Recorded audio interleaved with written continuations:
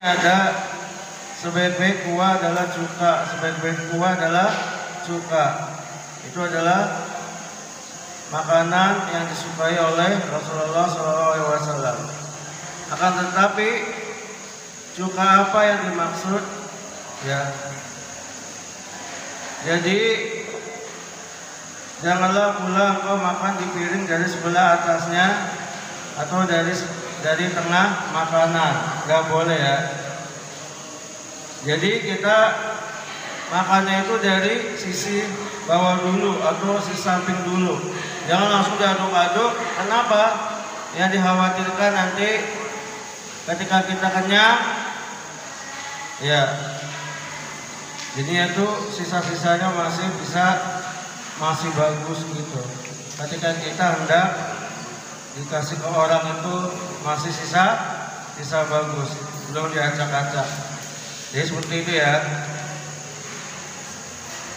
Janganlah kamu mencium makanan seperti hewan buas. Jadi makanan jangan dicium-cium.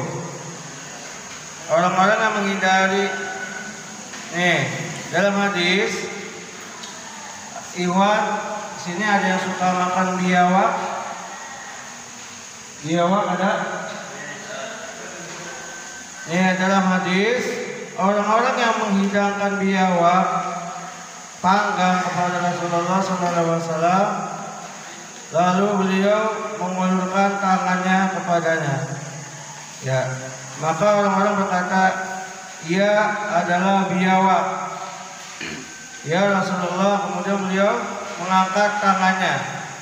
Ya, maka Khalid ibnu Walid radhiyallahu anhu berkata, apakah biawak itu haram ya Rasulullah? Beliau menjawab, kira-kira beliau itu Rasulullah SAW itu jawabnya apa? Haram atau tidak? Haram atau tidak? Tidak. Beliau menjawab tidak, tetapi ia tidak terdapat di negeri kaumku sehingga engkau mendapatkan aku meninggalkannya. Ngerti kan maksudnya? Ya, Rasulullah SAW itu bilang tidak, tetapi ia tidak terdapat di negeri kaumku. Kaumku itu siapa? Umatku. Sehingga engkau mendapatkan aku meninggalkannya. Ya, jadi Rasulullah SAW itu tetap tidak memakannya. Ya, apabila engkau mencuci kedua tanganmu, maka apa? Maka janganlah menghabiskannya sesudah mencucinya, agar percikannya tidak mengenai salah seorang yang hadir. Nah, di sini kebiasaan dari kita semua adalah ketika mencuci tangan itu selalu dicepat-cepat ke teman-temannya, ya, nggak boleh ya, kayak gitu. Jadi kalau banyak kuahnya itu apa? Ketika kita masak banyaklah kuahnya. Ada yang tahu masih? Ada yang tahu? Karena apa? Karena agar apa? Ya, itu istilah ya, banyak kuahnya itu istilah yang dimana itu maksudnya tetap sayurannya juga banyak. Itu istilah bahwasanya adab bertetangga ya dalam hal makanan. Karena kita harus mengetahui tetangga-tetangga kita dia kesulitan makan atau tidak, kayak gitu. Mungkin kalau misalkan kita yang kurang dibantu dengan sebagainya. Ya. Barang siapa berjalan menuju jamuan, maka apa? Jamuan makan, sedang ia tidak diundang, maka ia pun berjalan sebagai orang fasik atau berbuat jahat, dan yang engkau makan adalah haram. Ini hati-hati ya. Ketika ada sesuatu undangan tetapi kita tidak diundang terus kita datang, itu gimana? Ya,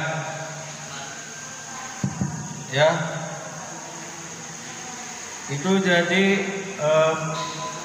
flashback kemarin ya, yang dimana itu ada makan ada sangat dianjurkan ya. Baik, yang berikutnya ada berkunjung dan minta izin ya. Nah, ini ada berkunjung dan minta izin juga ada adabnya. Kalau berkunjung ke rumah orang itu kita harus salam ya, harus salam. Terus apa lagi? Tidak berteriak-teriak ya, senantiasa tenang.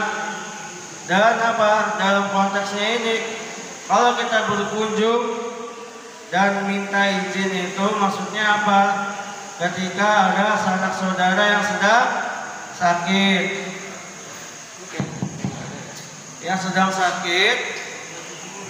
ya, yang sedang sakit. Terus apa lagi? Ketika diundang untuk menghadiri apa? Sesuatu yang ia rencanakan. Seperti halnya apa? Hitanan, walimahan atau akikahan. Nah, jadi gimana cara adabnya itu? Ini bersuruh pakai ini ya. Ya. Bagaimana cara adab itu gimana?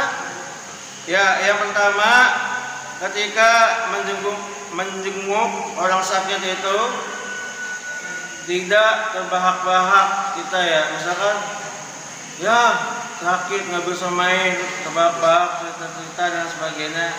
Ya, seharusnya apa? Seharusnya mendoakan ya. Seharusnya mendoakan. Ya, semoga diangkat segala penyakitnya, semoga antum diberi kesabaran kayak gitu ya. Bukan apa? Asik nih tiduran mulu kayak gitu. Itu gimana? Ya seharusnya apa? Didoakan. Ya. Karena apa? Dalam hadis, barang siapa menjenguk orang sakit atau menjenguk saudaranya karena Allah, maka apa? Dua malaikat berseru. Apa yang diserukannya? Bahagialah kamu dan baiklah perjalananmu, dan engkau tempati surga sebagai rumahmu. Duh, Masya Allah ya. Jadi kalau misalkan ada teman antum sakit, dijenguk kayak gitu ya, kayak kemarin tuh ya kelas 3 ya, sempat jatuh ke sana. Ya semoga kalian itu pesannya itu karena lillahi ta'ala, karena ridho, mendapatkan ridho Allah ya gitu ya.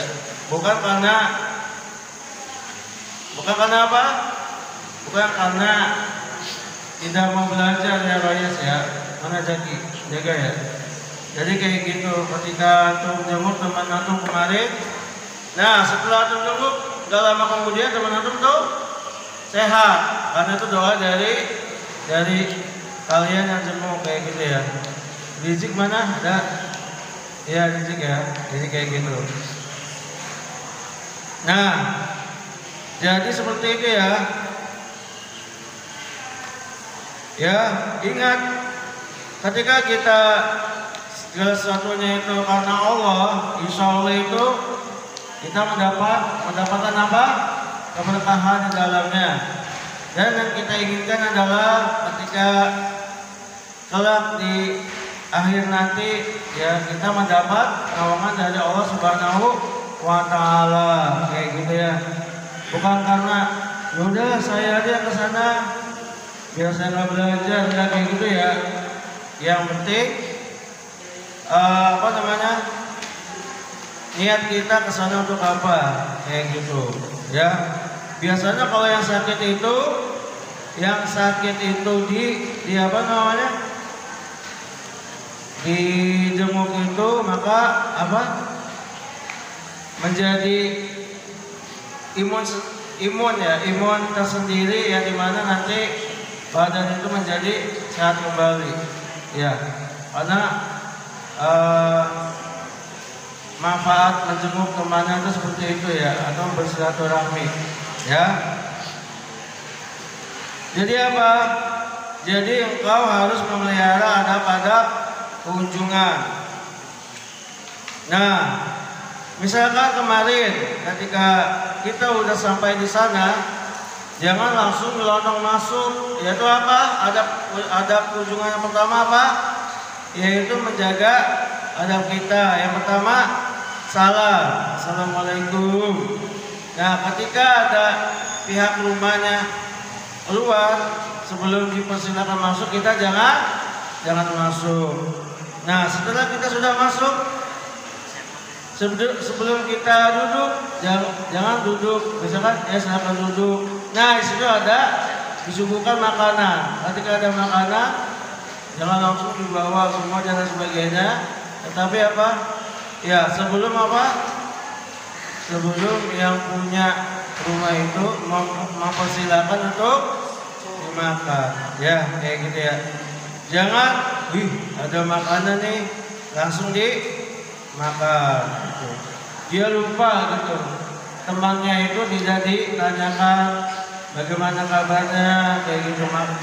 Malah fokus ke kemana? Ke makanan. Nih, jadi yang berkaitan dengan berkunjung juga, ya, ketika kalian minta izin juga itu harus ada adabnya, gitu. Jangan minta izin itu di tangan ketiga, melalui tangan ketiga. Misalkan, tolong dong kayak gini, itu juga nggak beradab ya. Ketika antum pulang itu harus memakai surat izin. Gak boleh nyelonong aja, karena itu bagian dari peraturan. Kalau misalkan kalian melanggar peraturan perizinan itu berarti apa? Secara tidak langsung tidak beradab. Ya, karena di situ ada aturan-aturannya. Ketika izin pulang itu harus kemana dulu? Ya, harus keempat apa? Meminta tanda tangan tersebut. Ya. Terus apa lagi? Ketika kita mengetuk pintu 3 kali, sedangkan yang punya rumah itu tidak membukanya, berarti kita apa? Pulang. Berarti ada 2 kemungkinan, yang kita kunjungi itu tidak ada di rumah, atau apa? Atau sedang sibuk di dalam. Jadi kayak gitu ya. Dalam hadis sesungguhnya dijadikannya minta izin untuk menjaga pandangan. Ya. Menjaga pandangan. Jadi sunahnya ialah engkau ucapkan salam, kemudian engkau minta izin seraya mengucapkan apa? Assalamualaikum. Bolehkah saya masuk? Jawabannya apa? Boleh. Ya saudaraku, apa tuh, silakan. Kayak gitu ya. Jadi memang karena kita muslim, kita harus beradab. Jangan masuk-masuk aja kayak gitu ya. Apabila pintu terbuka, menghadaplah ke sisi kanan atau kiri sebagaimana dalam hadis. Ya, Rasulullah SAW apabila mendatangi pintu orang lain, tidak menghadap pintu dari depannya, tetapi dari sisinya yang sebelah kanan dan kiri. Kemudian beliau mengucapkan Assalamualaikum. Ya. Hal itu disebabkan rumah-rumah pada waktu itu tidak memakai tabir. Ya. Nah, Juga tidak dikenankan ketika kita berkunjung ke rumah sanak saudara itu gak boleh ngintip di jendela, ngerti nggak? Ini orangnya ada nggak ya di rumah, itu nggak boleh. Karena apa? Karena kita nggak tahu kondisi di dalam, ya, apakah masih berantakan dan lain sebagainya. Itu tidak boleh ya. Pokoknya tidak boleh mengintip-ngintip di jendela atau di lubang-lubang pintu itu untuk memastikan orang itu ada atau tidak, itu nggak usah ya. Jadi kayak gitu, ya. Jadi nggak usah. Seorang laki-laki mengetuk pintu rumah seorang alim ulama. Orang alim itu berkata, siapa? Orang itu menjawab, saya, kayak gitu. Maka orang alim itu berkata, saya tidak mengenali seseorang pun di antara teman-teman kami yang bernama saya. Itu juga kayak gitu, jangan ya.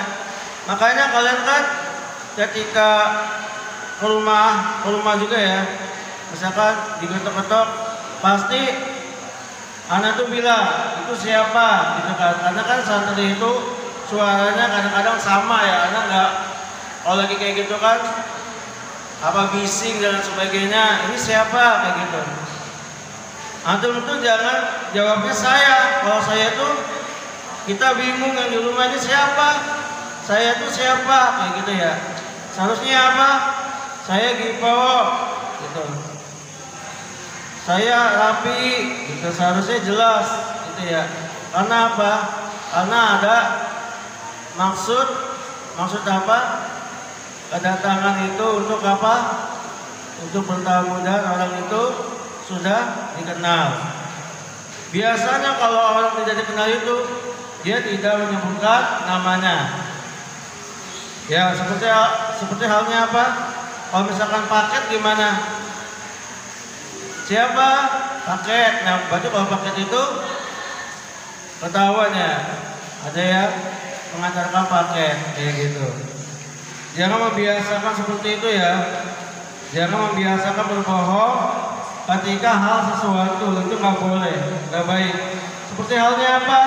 Ketika ada pertanyaan, yang pertanyaannya itu mudah, yang kita tahu jawabannya, tetapi apa? Tetapi dipleset-plesetin, itu juga nggak boleh, nggak baik. Karena apa? Karena itu akan menjadi kebiasaan orang itu ketika ditanya dengan hal yang mudah, tetapi dia lisannya secara tidak langsung itu dusta. Padahal dia tahu jawabannya itu bahaya ya. Karena apa? Karena itu berkaitan dengan kita nanti hubungannya dengan masyarakat. Ya. Seperti halnya apa? Pertanyaan, siapa malaikat pertama? Diplesetin, Ridwan, padahal dia tahu. Ya. Seharusnya Jibril. Itu bahaya ya. Karena apa? Karena itu bagian butir-butir kecil-kecil kedustaan yang di dalam diri dia yang dia tidak sadari. Jadi kalau santri ada yang seperti itu, tolong dikurangi, karena itu bagian dari candaan. Candaan juga kata Rasulullah SAW itu tidak boleh bohong, kayak gitu. Dan ada juga ya ucapan seseorang hamba itu tergantung dengan apa? Tergantung dengan pengetahuan dirinya. Ya, kalau misalkan yang ini tipe kedua ya, tipe kedua itu memang dia benar-benar nggak tahu, itu ketahuan, memang dia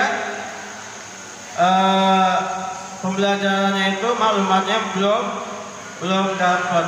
Itu beda dengan orang yang sudah maklumatnya sudah dapat, tetapi dipelencengin, itu beda. Itu lebih bahaya lagi orang yang seperti itu. Kenapa? yang dikhawatirkan itu bisa berdampak ke dalam dirinya sendiri, dan ketika keluarganya memintai tolong juga secara tidak langsung berdampak seperti itu ya. Ya, itu bahaya. Ingat itu. Terus apa lagi? Ketika gitu kan, ketika kita datang ke rumah, tuan rumah tidak ada, maka janganlah kau marah. Gak boleh marah-marah.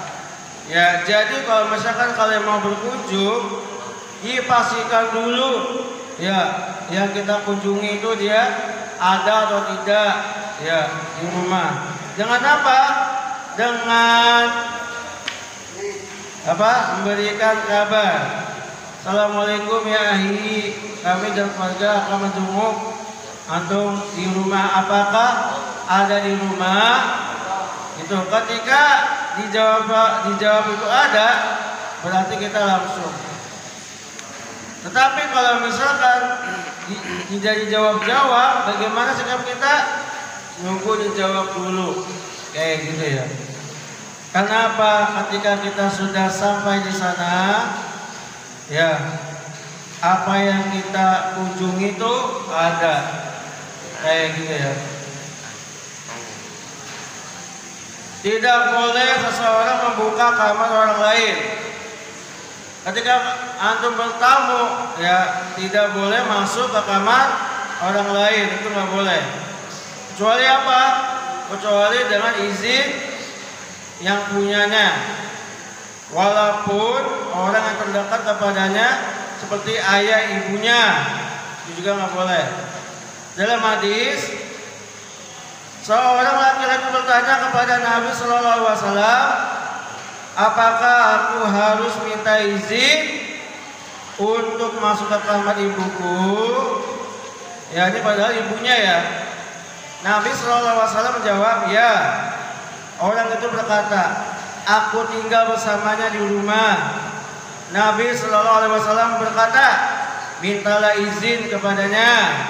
Ya, mintalah izin kepadanya. Orang itu berkata, aku pelayannya. Maka Rasulullah SAW berkata, mintalah izin kepadanya.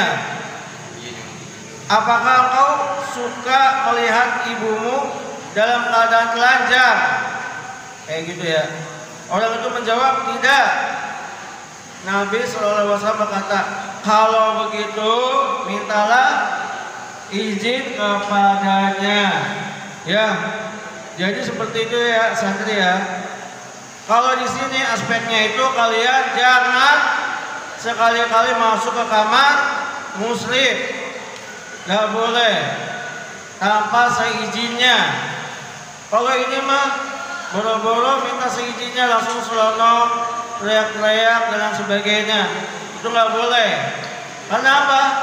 Karena kita nggak tahu muslim kita itu di dalam keadaan apa, atau sedang istirahat, dan nanti kalau ada kehilangan itu gimana? Jadi kayak gitu ya. Jangan membiasakan seperti itu, kecuali ada izin dari muslim itu sendiri. Ya. Tetapi sebagai santri itu tidak sepantasnya untuk masuk ke ranah itu. Ya. Ya, tidak bisa langsung masuk ke ranah itu. Karena itu bagian dari privasi yang dimana itu ada sesuatu hal yang tidak tamu itu harus tahu, kayak gitu ya. Berikutnya dalam hadis, berkunjunglah setelah beberapa waktu. Misalkan apa? Jarang-jarang. Niscaya engkau menambah rasa cinta. Cinta itu kangen maksudnya ya. Jangan setiap hari juga kayak gitu ya. Karena apa? Karena kan kita nggak tahu ketika dikunjungi itu, aduh nanti saya masak apa ya, kayak gitu ya. Biasanya kayak gitu kan kalau berkunjung orang jauh. Aduh nanti kakak saya mau datang. Aduh nanti Nija mau datang. sampai Febian misalkan. Terus kan pasti kan kita harus menyediakan sesuatu kan. Tapi kalau setiap hari juga gimana? Kayak gitu ya. Jadi harus ada jedanya. Yang terpenting adalah tidak memutus silaturahmi. Jadi kalau misalkan jauh bisa lewat perakaban, ya ditelepon dan lain sebagainya kayak gitu ya, menanyai kabar, ya kayak gitu. Berikutnya nih, santri hendaklah engkau memakai baju yang bersih, ya berpenampilan bagus dan duduk di tempat yang pantas. Jadi kalau misalkan anak datang ke rumah atau duduk dalam keadaan bersih, ya kan, sudah siap. Jangan kayak orang tidur, kayak ini kok air mata kemana-mana, kayak gitu kan, bajunya kayak gitu ya. Begitupun dengan kalian ketika berkunjung ke rumah anak itu, anak juga kan selalu sebentar, berarti anak itu harus pakai sarung dan sebagainya untuk menutup aurat, karena kan memang itu bagian dari adab, kayak gitu kan. Kan kadang-kadang anak kan lama karena memang dipersiapkan dulu kayak gitu. Gak harus potong boy kayak gitu aja. Karena apa? Karena agar kita menjaga adab-adab kita gitu ya. Ya, kayak gitu ya. Janganlah mendahului orang yang lebih tua umurnya dan kedudukannya daripadamu. Dalam teks apa? Ya, dalam teks berbicara gitu. Ketika ada seseorang yang berbicara itu, orang yang lebih tua darimu itu hendaklah didengarkan. Disangkanya nanti kalau sudah selesai kayak gitu ya.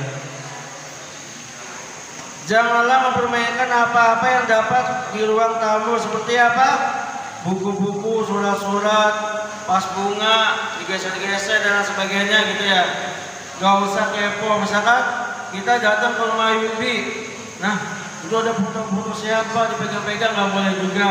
Kita gak usah kepo dan sebagainya, ya kan? Pas bunganya dibawa pulang, ini bagus nih, gak gitu juga. Terus ada makanan bawa makan semua sama tempat surprise-nya, gak gitu juga, kayak gitu ya. Jadi yang apa-apa benda-benda yang ada di rumah itu jangan digeser-geser, kayak gitu ya, gak boleh. Jangan mengambil sesuatu tanpa izin tuan rumahnya, itu juga gak boleh ya. Apabila engkau menemukan sepucuk surat, janganlah membacanya karena terdorong oleh rasa ingin tahu, itu juga nggak boleh. Misalkan di situ ada surat, ketika kita main ke rumahnya ada surat, kan ini nggak tahu kan ini surat apa, punya patin ini, apa surat berobat, surat apa, kayak gitu kan kita nggak boleh tahu, kayak gitu ya. Karena apa? Karena itu bagian dari privasi, ya privasi seseorang. Jadi kayak gitu ya. Dalam hadis, barang siapa membaca surat saudaranya tanpa izinnya, seakan-akan ia mengintai ke dalam neraka. Kalau dibilang menjalik ya. Coba dalam hal-hal seperti ini aja kita harus apa? Senantiasa berhati-hati. Kemarin apa yang pertama? Ya pertama apa itu? Kita tidak boleh memberi gelar apa? Buruk, itu neraka. Ya ini juga kita tidak boleh membaca surat yang bukan hak kita juga mengintai kita ke neraka. Alhamdulillah. Ini kedua aspek ini, kedua perbuatan ini itu seolah-olah itu sepele tetapi berdampak besar. Itu hati-hati ya. Ini juga nih, jangan meludah di lantai atau dipermadani kayak gini. Apalagi di jendela. Nih, pas sudah dibilang yang suka batuk-batuk, ya mana dia? Ada. Semuanya yang kasih ada. Gak usah buang ludah sembarangan. Ya kan sudah dibilang jangan meludah di lantai atau di permadani, apalagi di jendela, masih nempel kayak gitu. Jorok banget ya. Kan dibilang buanglah di tempat yang ada airnya berjalan, seperti di kerecekan, ya di kerecekan saluran kayak gitu ya, atau di kamar mandi. Jangan membiasakan seperti itu, ya. Ya tapi di tempat ludah atau di tempat yang sesuai, kayak gitu ya. Hendaklah engkau menyertai tuan rumah dalam suka dan dukanya, kayak gitu, ya. Jangan terburu-buru, ya. Jangan membanting pintu dan saling meminta maaf kepadanya. Nih, apabila ada orang yang mengunjungimu, bagaimana sikap wajah kita? Apakah marah? Harus tersenyum walaupun kita dalam keadaan sakit dan sebagainya. Ya Allah, terima kasih Batin sudah datang ke rumahku jauh-jauh, ya gitu. Iya, sama-sama. Ya, maka layanilah dengan baik dan sopan. Kenapa? Bisa jadi nanti kebalikannya, ketika kita sedang sakit, kita dijenguk sama rapi, misalkan gitu kan dari Batin dan rapi ke Batin. Ya harus sama-sama tersenyum, ya gitu ya. Kemarin Rizik tersenyum gak? Dikunjungi, iya senang ya, kayak gitu ya. Seperti dalam surat Hud ayat 69, ya, maka tidak lama kemudian Ibrahim mengunyuhkan daging anak sapi yang dipanggang. Maksudnya ini mereka, ya, dan menghidangkan makanan yang bagi mereka dengan segera, yaitu apa? Tamu, ya tamu, kayak gitu. Ya, jadi saling memuliakan, ya. Maka dia pergi dengan diam-diam menemui keluarganya, kemudian dibawanya daging anak sapi gemuk yang dibakar. Yang Al-Zariyat ayat 26. Dalam hadis, datang utusan Raja Najasyi. Najasyi itu Raja Abbasiyah di Ethiopia, ya, kepada Rasulullah SAW. Lalu beliau sendiri yang melayani mereka. Maka para sahabatnya berkata kepadanya, kami mencukupimu, ya. Ya Rasulullah, beliau berkata, jangan mereka dulu memuliakan sahabat-sahabatku, dan aku ingin membalas mereka. Coba Rasulullah SAW aja ketika ada kedatangan kamu, Rasulullah langsung menyambutnya. Raja Najasyi di sini dalam konteks di Ethiopia, kayak gitu. Nanti kalian, ya. Imam Syafi'i datang kepada Imam Malik rahimahullah, ya. Maka beliau menghidangkan sendiri makanan kepadanya, ya. Jadi bertamu itu, ya, tidak boleh sambil tertawa dan terbahak-bahak, kayak gitu ya. Ingat ya, jadi kesimpulannya ketika bertamu itu harus izin, terus mengucapkan salam, tidak meludah sembarangan, tidak membuat kegaduhan dan lain sebagainya, kayak gitu ya.